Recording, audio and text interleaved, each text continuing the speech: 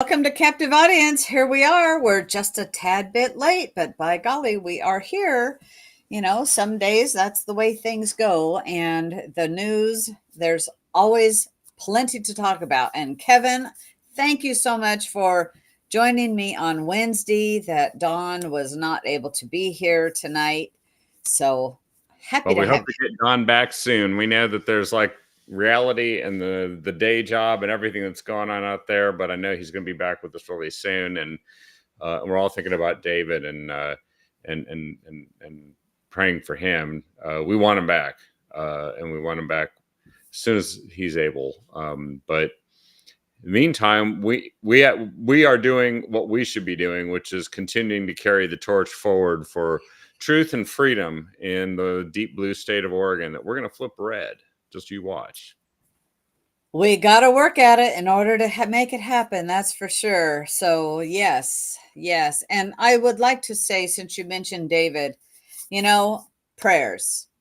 The Darnell family could use a lot of prayers, and we want him back with us. Absolutely. Yep. And if he's watching, David, um, your sense of humor, we need it. This Yeah. world needs your sense of humor because if I don't laugh, I'm going to cry. It's just one of those things every day that we got to laugh at the idiocy because we're ruled by idiots sometimes, and especially here in Oregon. Well, why don't we go ahead and launch into it? Sure. Well, I'll tell you, I don't know quite what to make. I have my opinion, but I really don't know quite what to make of this. Oregon's, they have their no bar idea is catching on across the nation. So if you want to be an attorney, I'm going to mute my phone there. It was a beeping at me. You go to law school, you're supposed to take the bar exam, right? Yeah. And if you pass it, then you become a lawyer. Well, apparently Oregon has said, you know what? We've lowered the bar so much, you don't need to take the bar any longer. It's kind of like the rest of our education system. It is. Our state lowers the bar. It doesn't raise the performance. It just lowers the bar. And the more it fails, the more it lowers the bar. I mean, I guess this is what you expect from a state that literally got rid of, in effect, high school graduation requirements. And it already was near the bottom of high school graduation requirements. So how do they boost high school graduation rates? They lower the bar. They eliminate them. Yeah, just make it so that literally anybody, literally a somebody who's catatonic in a closet could easily get to graduate from high school. In fact, that actually might be one of the few criteria that you do have to meet. And in Oregon, having no bar exam.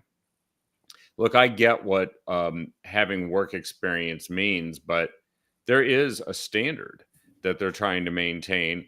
And then if you also want to get a job in another state, are you going to do it from a state, that doesn't recognize a state that has no bar exam? Probably not. The worst part of it is the reasons why they do this. It's all this woke garbage. It is just over and over. Like, what we need to do in order to get more people to do this job is, of people of color, is we have to make it so that there's just no criteria. Okay, it's like you don't have to have any experience, and you do. So this is going to start in May of this year. Yep. And the graduates have to be from an approved ABA accredited law school. They can instead pass a supervised practice portfolio examination. And then other states, Washington State has embraced this, along with 4 of the other states. It's looking like Nevada, Utah, South Dakota, and Minnesota are debating this move. And so Washington allows for apprenticeship training over testing. So to your point, once what has been the standard, if you pass the bar, all the states are equal. You could, I guess, pass. I'm not a lawyer, but I believe that then you could practice in every state. I think no, Well, I think actually there is a mutual recognition thing. You do have to, some states you have to take the bar again, even if you have an Oregon okay. uh, bar license. But usually it's easier in many states if you've already passed it in one state to get it in the others, and you don't have to go through the full rigorous process. But you can bet that once we throw our qualifications out, people are going to look askance at an Oregon lawyer who probably found some sort of woke qualification scheme that said, "Well, you know what? Your lived experience of being a person of color. That's all we need. You're a lawyer now." And people are going to be like, "Well, I don't know. We're going to do that with brain surgeons too? Because I'm not looking for that kind of a brain surgeon. I'm looking for the ones that did the rigorous education and had to pass exams and actually be able to do brain surgery to a high degree." And we're going to say that's not important in Oregon. What matters is some sort of special class that you're a member of. That's what matters. Yes, and I think that will limit those attorneys unless more states go with this. It will limit attorneys because when they have to take a bar in another state, they will have not done that. Yeah, And I don't know, I would assume I have no idea what it takes to be an attorney except a lot of law school, right? a lot of And law school. Yeah, and then I would think an apprenticeship. I really don't know. Like architects, you have to have an apprenticeship in architecture, before you can actually take your test to become an architect. 7 years, actually, unless they've changed it, has been 7 years. Well, I would think a lawyer would be the same thing, because imagine, let's fast forward about 20 years. Those that have now passed, they've graduated from law school in Oregon and have got their shingle to hang out. Okay, they're now a lawyer. And 20 years from now, they are a judge, but they've never passed the bar. Where's that going to be how is that going to help us? well, it's probably going to be very similar to what we have now, where we have judges and lawyers that don't actually think the law matters. Well, that's for Um, sure. there's already people that says, you know what, this is what I think justice is, and I feel strongly about this. So here's my decision. And we actually have judges, including one here in Oregon, who said that it's a judge's duty to rule in a certain way that advances a social agenda, which is, that's not the law, that's not the Constitution, that's not equal justice under the law, No. and that's a policy. That's what we have legislatures for. That's what we have executive branches to execute on. But we don't have judges that are supposed to do that. So I think what we're going to end up with is even more woke and less well trained judges who will just simply make it up as they go along. I don't know if Yeah. you've ever seen the movie Idiocracy. But if you haven't, I recommend watching it, because that might be our real future, where they have these crazy judges making these insane decisions, and they don't really have any particular qualifications. They just yell at people, and Yeah. people just scream and cheer or boo, and that's how they decide what the result is. It's not a judge. Law doesn't matter anymore. Yes, and we're seeing that judges that are trying to create law out of nothing, where there hasn't been, using laws and applying them to a different uh, scenario that they were never intended. And so it's crazy what is going on with all of the lawfare. And Yeah. in fact, speaking of lawfare, there has been a Michigan lawyer that has Stefani Lambert, that has been arrested by U.S. Marshals in D.C. following a court appearance. She Yep. was submitting evidence of election interference. And here she was at the court. This happened on Monday, actually. I do believe it was on Monday. And she was in Washington, D.C., attending a court hearing for a defamation case, and who's the for anyway, and being sued over his claims of election fraud. So she was submitting evidence, and when it was all done, the judge asked her to stay, and there was an open bench warrant for her arrest because she had refused or she had not been fingerprinted in a case that had to do with election integrity. Which I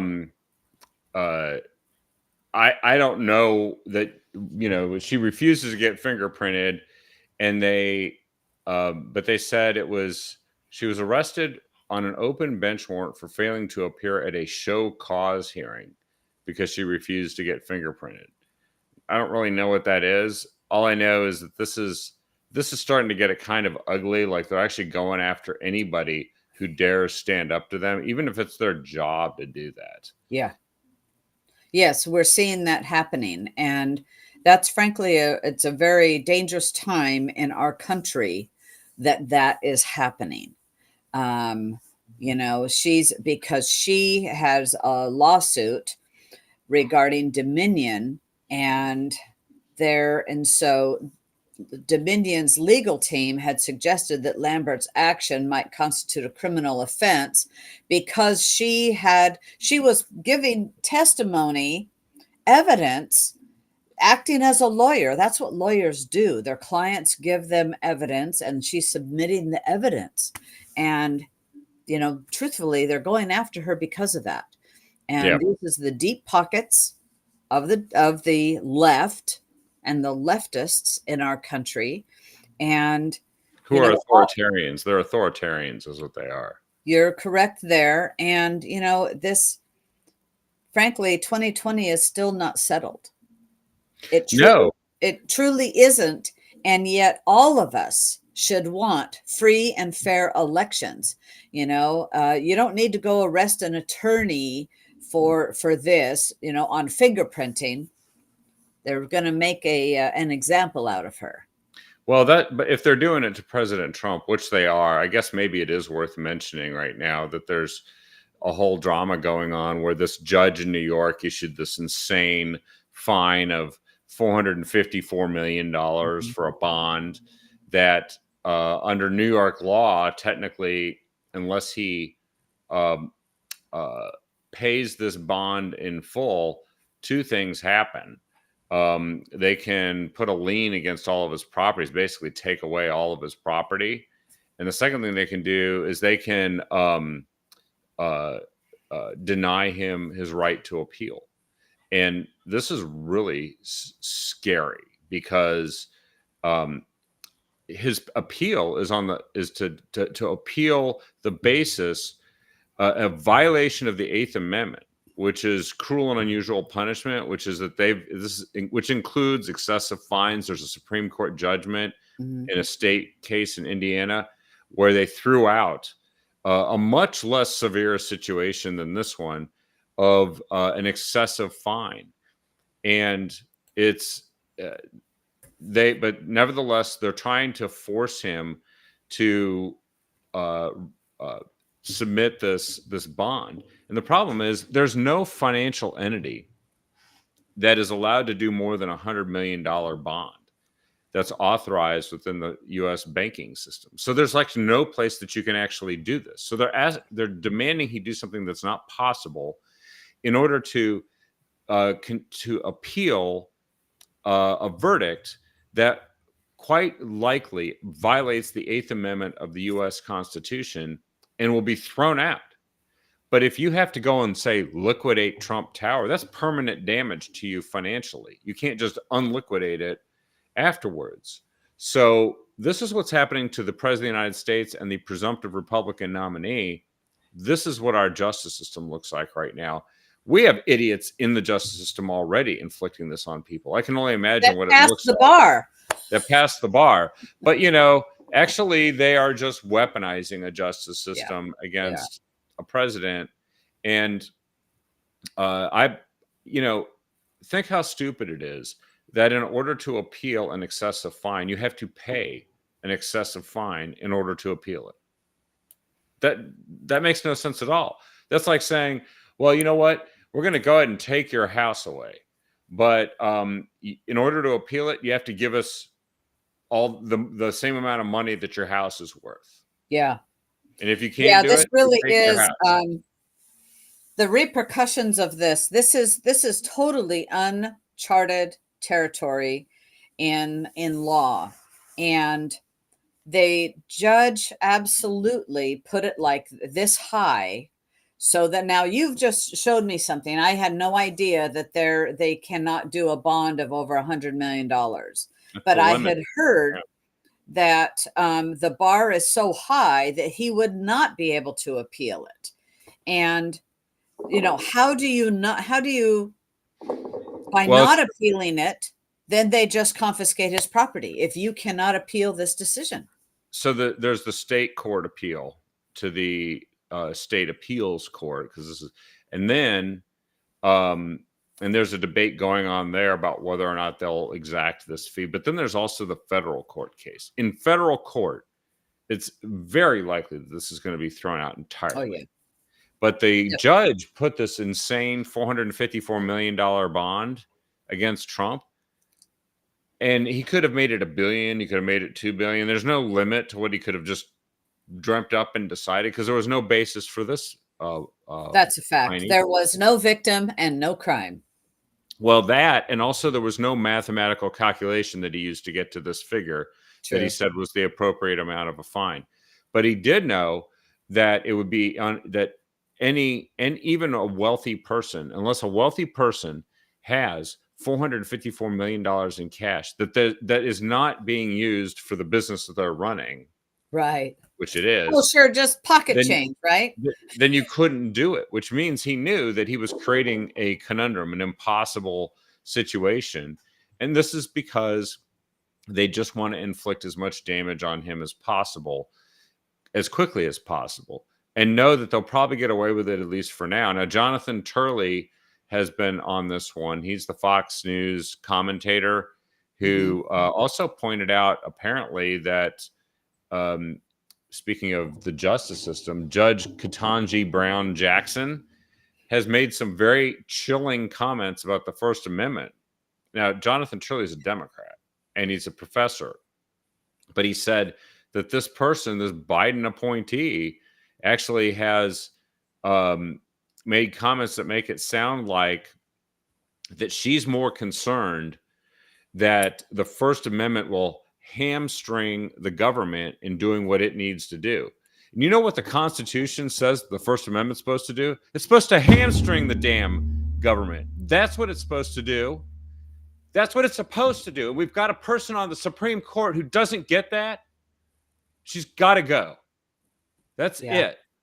And I'm furious about it, because it's just the legal system is being destroyed. It's being destroyed right in front of us. This Antifa person today, and I know I'm going off our little agenda here, but there's an Antifa person in San Diego said that they pled not guilty for all of these rioting and damage they did in San Diego. It's a felony. Not guilty by reason of insanity. Not guilty by reason of insanity. Baloney. Yeah. Baloney. I'm willing to believe that quite some of these people are insane, but then they shouldn't be running around on the streets. They should be in an insane asylum, getting treatment, not exercising their anti-fascist voice in the street as they loot, riot, and burn everything. And so this is a big year, because if you thought you had a justice system, you probably don't, Yeah, and that's the scary part. And especially living in a blue state, we really don't, by any means. Otherwise, some cases would normally go through if justice was blind and they wanted if justice was blind, because that's what justice is supposed to be, and let a case come forward on the merits of the case. And that's not at all what's been allowed here in Oregon or many other blue states, or what we're seeing happen to President Trump in New York and in Georgia. It's beyond the pale what is going on in the lawfare, and not just to them, but any lawyer that has defended or even befriended Trump is being attacked. And so we are, and therefore, if we don't have a justice, we're a nation of laws and law and order, and if we don't have that, we are in peril. We're just a giant banana republic at that point, and a very dangerous one at that, because the one common thread that keeps us together as a country, because we have people of many different backgrounds, come from many different places. We're all living, we're pursuing happiness in our own ways and trying to build lives. And it's because we have a justice system that's supposed to be blind and fair, with equal justice under the law. And once that's been thrown out the door, actually what you have is the justice system becomes just an extension of the tyranny of whoever is able to get in control of that system and use it against people. And that is what is at stake in this election. Yeah. If some people are allowed to go out and riot and then get away with it and destroy things, and other people who just go looking for a bathroom in the Capitol building on the wrong day of the year, like little old grannies in sweatpants, get thrown in prison. We don't have a justice system if that's happening. And by the way, I know we weren't going to talk about January 6th, but it's looking to me like everything we said in 2021 is absolutely true. That Yes. it was a setup. Yep. It was a false flag. And Absolutely. they were hiding information ever since. Yes. That contradicted a narrative that they theatrically created. And shame on them. I hope that they find themselves brought up on charges and prosecuted for concealing, and in some cases, as I understand it, destroying evidence that was gathered by a congressional committee. I don't care if you're in Congress. If you do that, you've broken the law. If you're out of Congress, it's not just an ethics complaint. It's hard time. And I agree with you, Kevin. I want to see people prosecuted for that. That was a sham show, and crimes have been committed as a result of that. Absolutely. Yep. They have. Yep. Well, back here to our blue state of Oregon. We're right now blue, like it or not. And if tax time is approaching, I'm happy to say I finally got my taxes all done. And I like to be ahead of the game. You know what I mean? I like that deadline like gone if I can. And Oregon is one of the least tax-friendly states. My tax man reminded me of that when I went yesterday and had an appointment with him, in fact. So that was my final appointment with him. And so, this is where we are here in Oregon. It is not a tax-friendly state at all. And in fact, it is like number 5. I think it is number 5 for the most taxed state in the nation. And we get a D report card. It's awful. An absolute D report card, because we have high property taxes, and which might get higher. I'm sure they will. And we have high income taxes as well. Yep, I'm looking here at the article. I'll see if I can't post it. It was on Coin News, and it was just said we're one of the least tax-friendly states. I thought it was 4th or 5th. Said it says here that it evaluates how tax-friendly each state is by calculating the tax burden of the average citizen. Low tax burden's got an A. High tax burden's got an F. The state that scored the worst overall is Illinois, which my brother lives there, and I know, where taxes represent about 13% of a median family's income.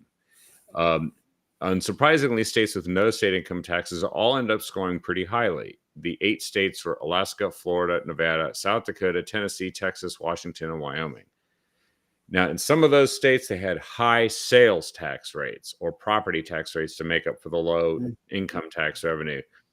And that's Tennessee and Washington are 2 of those places. But Nevada the most tax-friendly state overall, the median family owes about 4% of its income in taxes. And As Oregon is 9%. Yep. So Illinois is 13%. We're right there. And in this economy, it's not helping anything. The Bidenomics is not working. In fact, I saw today they're not lowering the interest rates at all. So we have Oregon is the least tax-friendly, one of the least tax-friendly states. Well, Oregon also, our gas has jumped 34 cents in 1 month. And that's crazy. As I would drive by the pump, the place where I get gas here, that I'm headed to Walla Walla, that's a natural for me to drive by it. I'm going, gosh, didn't that just go up yesterday? It went up Oh, today quickly. has a new price. I mean, I'm watching this. Yeah. No, it went And up quickly, and it's Biden's fault, by the way. This is it not is. a natural disaster caused by something nobody can control. It's being caused by Joe Biden and everybody who's been a rubber stamp for him all along the way. And then add taxes on top of that, because we have gas taxes in this state. Where the highest gas prices are, you usually find the highest gas taxes as well. Yes.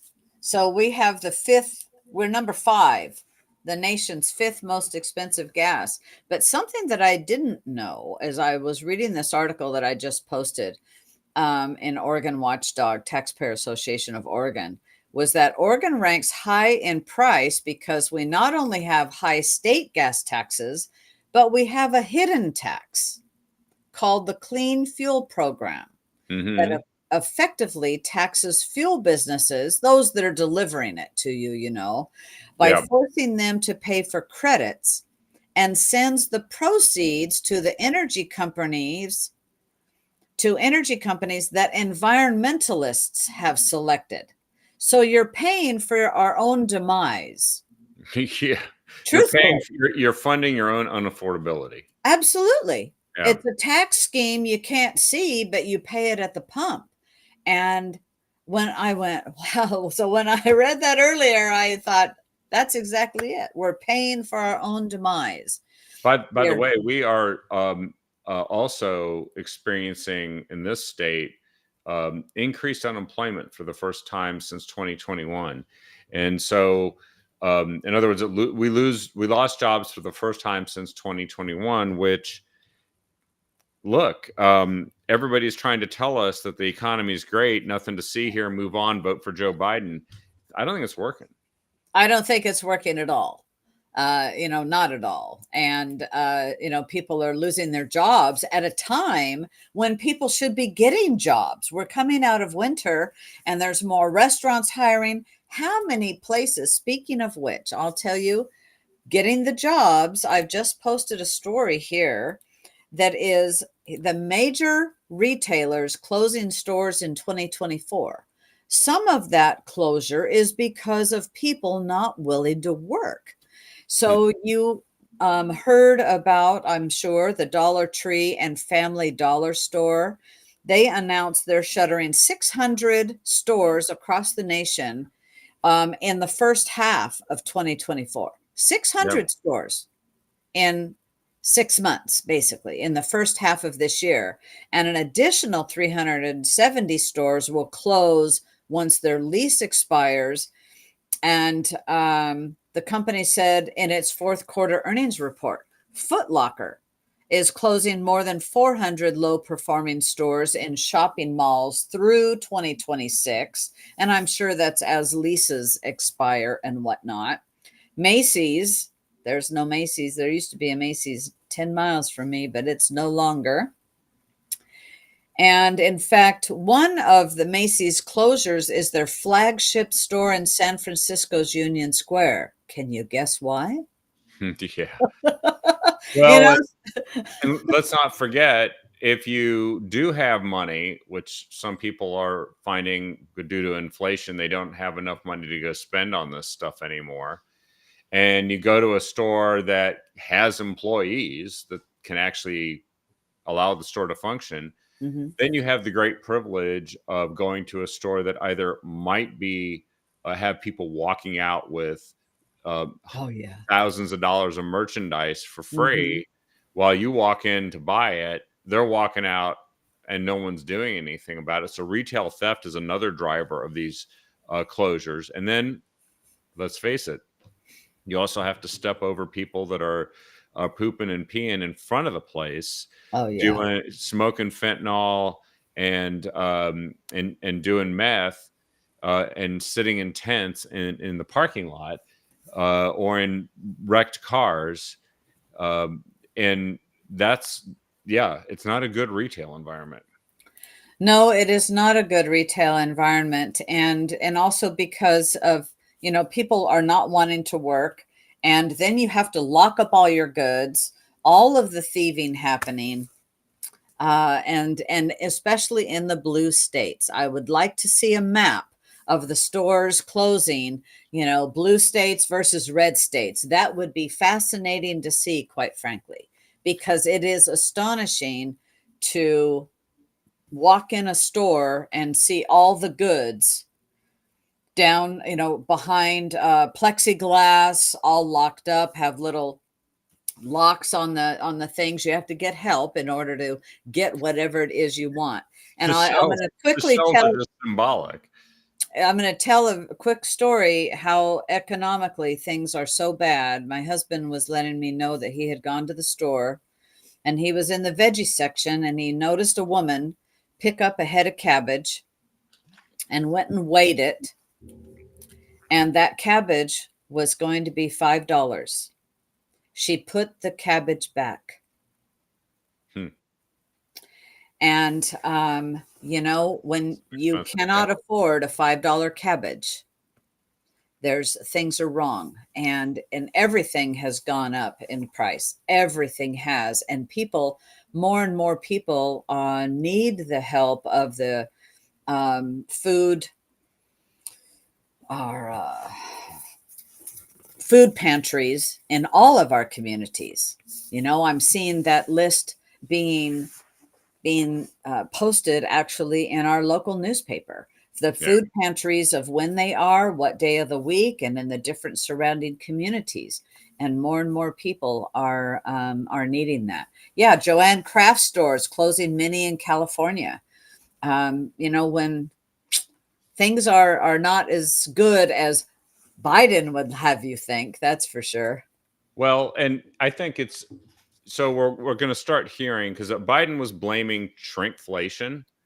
She was blaming price gouging. Apparently, everybody's price gouging because everything has gone up in price. So therefore, everyone's price gouging, and Joe Biden is totally innocent. He has nothing to do with it, apparently. Which I don't know if he just thinks that he can convince everybody that it's just roadkill. But everything's going up in price. Well, what is it that's starting to set in with the Democrats is a political emergency.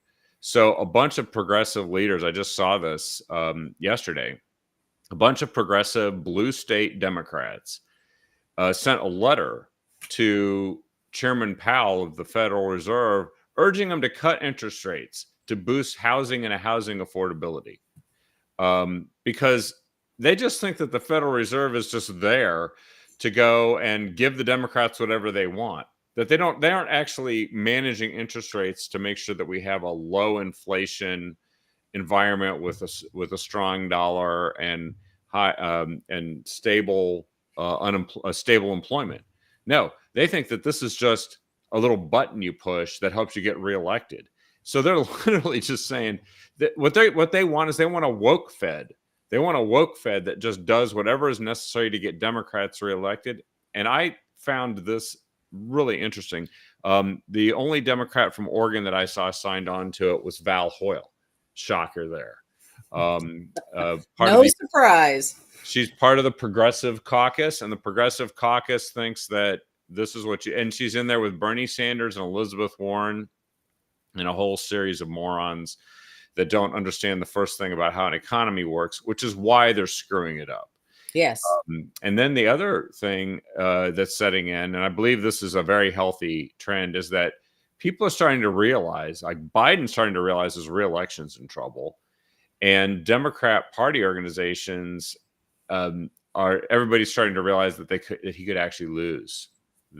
I think they were in denial for the longest time. Pray And for that. Pray for him losing. oh yeah, my Vote only for concern is him losing. Vote. I don't want them Not to just realize pray, it but till vote for election him day. losing. I want them to fully realize it on election day and not before, because I don't want them to go and replace this guy with somebody just to do a head fake on the American people. But I think after a State of the Union speech, that was Joe Biden's state of his reelection campaign speech, and he got a bunch of Democrats in the audience to cheer 4 more years. So I think he's going to be their nominee, which I just find incredible. Like, how could you be that dumb to make this guy your nominee? He can't even complete sentences. He doesn't know where he is.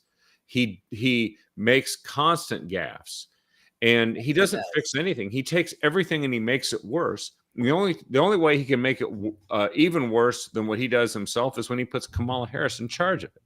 And then it becomes catastrophically bad. And she issues a word salad to everybody. And everybody goes, "Oh my God!" Even the Democrats are like, "Oh my God, put her back in the back room. We don't need her talking." But I love it, because maybe this is finally, the Democrats are finally going to get what they deserve at the ballot box here for all the stuff they've done.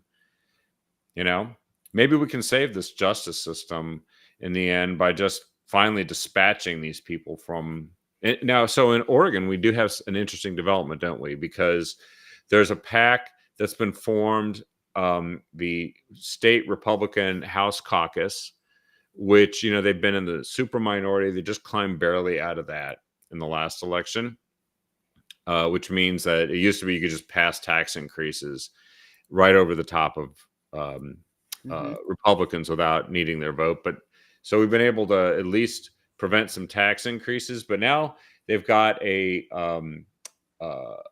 PAC they've started called "Let's Bring Balance to Salem." This is let's just bring balance. We don't expect to crush it.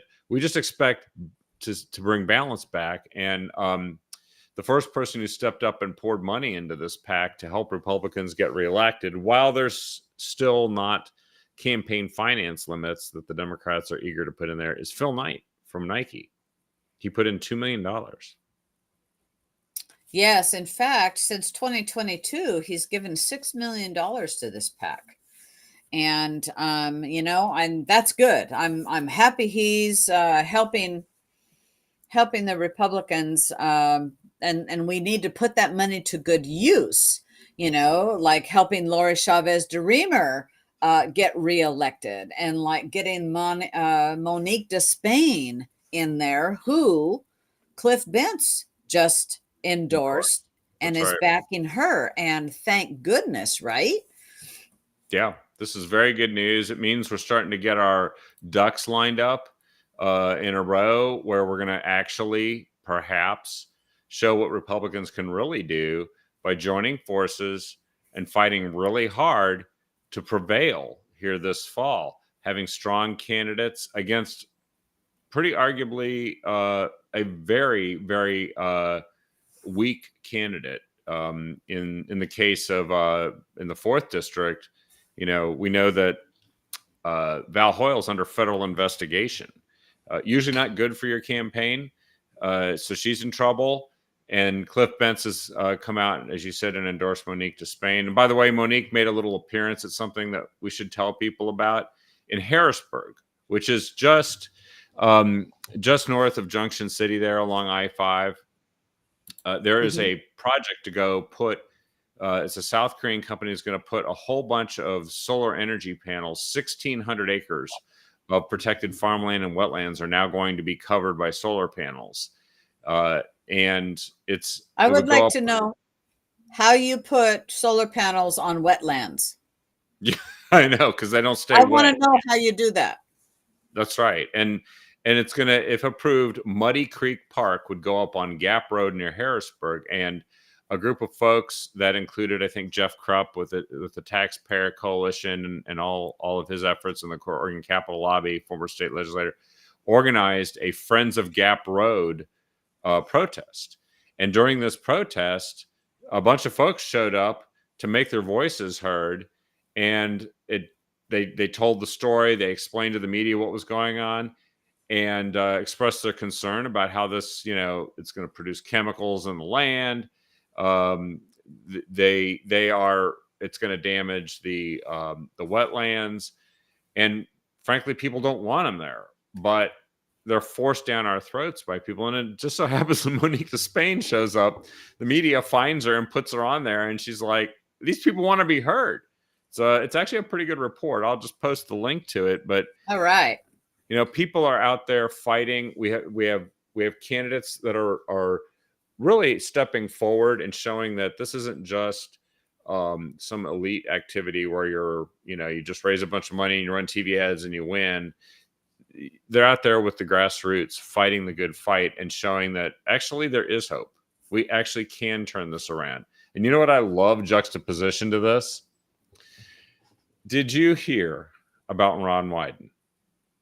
He made some big news the last few days. I almost forgot to tell you about it. No, I haven't heard. Maybe I have, but remind me. A group of Republican organizations are calling on him to step down from his position as chairman of the Senate Finance Committee, which is a very powerful committee, and it oversees taxation. It oversees all the entitlement spending. It oversees, in particular, as part of its mandate, the 5 big technology companies: Apple, Microsoft, Amazon, Google, and I forget who the other one is, Twitter maybe or something. Anyway, and it turns out they're calling for him to step down because his wife, it's discovered, has an exceptionally large set of stock holdings, about $3 million, in these 4 big 5 technology companies that Ron Wyden, her husband, you can't make this stuff up. I know. And the thing is, talk about conflict of interest. Yeah, I don't know if his only defense. I'm glad the Republicans are telling him to get the heck out, step down. Yes, and he makes these pilgrimages back to Oregon every once in a while because he really is in New York. He and his wife live in New York. They don't live here. They haven't lived here for decades. But he comes back and visits. And yes, it's true. Legally, you don't have to live in the state. But he's going to be holding town halls. And I just wanted to make everybody aware of these town halls coming up. I just posted the article here. He is going to be conducting town halls starting March 23rd, Saturday, in Klamath County, 24th in Lake, later on the 24th in Harney, the 25th in Grant County, and March 25th as well in Wheeler. And that's just the beginning. I think everybody should go out and say a big hello to him and ask him why he's destroying the country and why his wife's making bank off of all this stuff that he's in charge of overseeing. Yes, we need to show up and ask those very, very important questions of him. Absolutely. Absolutely. Hey, Kevin, there's another story that is Oregon's 3rd Congressional District candidates respond to a questionnaire. Do you have any running for Representative Earl Blumenauer's position? Now, I know Joanna Harbor is running. And she's not listed here. They had actually responded to a questionnaire. So apparently she didn't do that. So, okay, Joanna Harbor's running. Anybody else? Well, so the only people listed here are the only people that matter to the media in Portland, which is where this district is, which are Democrats. Yeah. They figure, and there's probably some truth to this, even though they really shouldn't call the race in May. But the 3rd district, the primary will determine which Democrat is the nominee. And then, yes, that person is probably the odds-on person to win the general election. It's like usually they win with 70 or 80% of the vote. And I think we know why. Right. So the only candidates that they even bothered to put this questionnaire in front of are the 7 Democrat candidates, and one of them is Sushila Jayapal. We don't want her. No. And if the name sounds familiar, it's because her sister up in Washington State is Pramila Jayapal, who's one of the 4 squad members of the most far left radical Democrat members of Congress, along with AOC and a couple of others. And she's the one who also was trying to rationalize how rape was probably an appropriate thing, for people to retaliate against Israelis on October 7th. And She's she was sort of disgusting. rash. Yeah, I know. So she is awful. Well, so Sheila Jayapal is her sister, and she is trying to see if she can't represent District 3, which is just Multnomah County, I think, like Hood River and a chunk of Clackamas. And there's other people, and she probably has the most, Shashila probably has the most money of all these candidates. Yes. I would And say that the Democrats are pouring money into her because they would love another squad member. oh yeah, no, they want a squad member. That's why in all these other races where we have a really good chance of winning, we have to Mhm. fight like hell and win it. We got to get behind these strong Yeah, candidates. We got to make we sure do. Lori gets reelected. We got to win in the 6th district. There's a number of Republican candidates running there, including Mike Erickson, who was the nominee last time. And then we talked about the 4th, and how there's one very strong candidate, Monique to Spain. And so just imagine 4 out of the 6 seats. I mean, I'm willing to have one squad member come through so everybody can see just how nuts that district is. If we could have 4 out of the 6 be Republicans, wouldn't that be amazing? Oh, it would be amazing. It would be amazing. And so we need to do everything we can to help get that across the board. Hey, I wanted to share a couple of good news stories. Yeah, let's And hear it. one is, I always try to end up on some good news. So from the Epic Times, there has been a report that there's been no increase. Scientists debunk climate change claims about hurricanes. And so, it's the storms are actually getting smaller. They are getting more compact. And it's interesting how some company in here, I'll see if I can find them. Oh, Weather Bell. They predicted, oh my gosh, this hurricane season is going to be one from hurricane season from hell. Well, that NOAA is who does the analysis of hurricane season and predictions for hurricane season. And the top scientists, a couple of top scientists there said, you know what? That's just fear mongering. And yes, we're currently transitioning from El Nino to La Nina, which is correlated with higher than normal hurricane activity. It is called nature, Yeah, This just is what we nature, don't and this is control. what is happening. Yeah, we don't control it with the tailpipes of our cars. No, we don't. We don't. So, it's great to have a couple of NOAA scientists that are saying, it's not what the fearmongers would have you believe. And he says, when you look at the 50,000-foot big picture, the Earth is a heat engine. The tropics remain fairly constant in temperatures, and its poles have the greatest change. The gradient drives the storm. If the poles warm, the temperature gradient it decreases, which would mean less of a requirement for more intense storms from Mother Nature. It's just physics, basic physics. So don't be afraid. It's okay. And the world is not going to end. And let's see, who was that young kid that said, it's going to be done in like 12 years and Oh yeah, past that yeah. deadline? Yeah, that Swedish girl that predicted the end of the world in 5 years, and then once Yeah. 5 years happened, like, oops, Yeah. I gotta delete that tweet. Yeah, exactly. And then another really good news story is the fact that the Alabama governor signs a law banning the state funding of DEI at public schools and universities.